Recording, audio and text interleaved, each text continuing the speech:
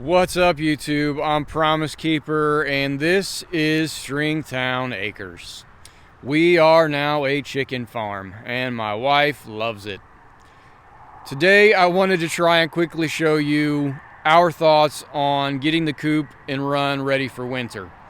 We've got a lot of big plans besides what you see here, but the fact that we have our own chicken coop we built ourselves, and not just that, had to cut it in two pieces and move it from one town to another, we can do anything. All right, we are mostly finished as you see it. In the 2 years prior, we used translucent, they call it clear, it definitely is not clear, plastic sheeting, basically a painter's drop cloth. Not the highest quality, it's not made to last, but what we do, and helped us get those 2 years out of it, is the same thing we've done here, except now we're using a heavy-duty shower curtain liner. We bought 4 to cover the front and the back, and 1 extra to finish off the bit we have here on our man door. We don't just run staples, which is the cheap and easy alternative, depending on how you look at it.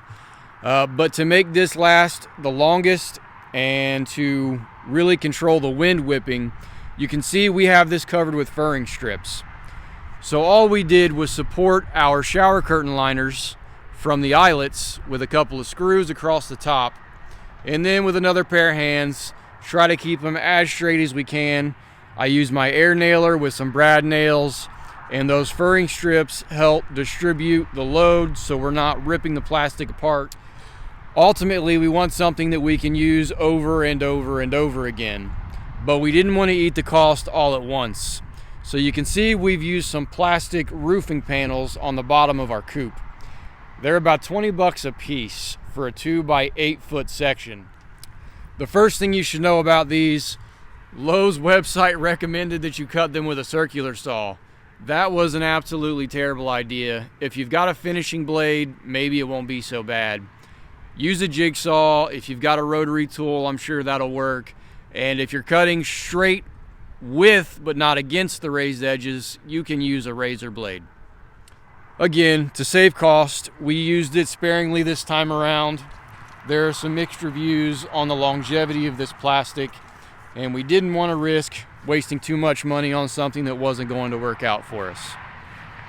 We pre-drilled our holes. Use your intuition on how many screws you think you'll need and just how tight to make them so that it's secure without breaking.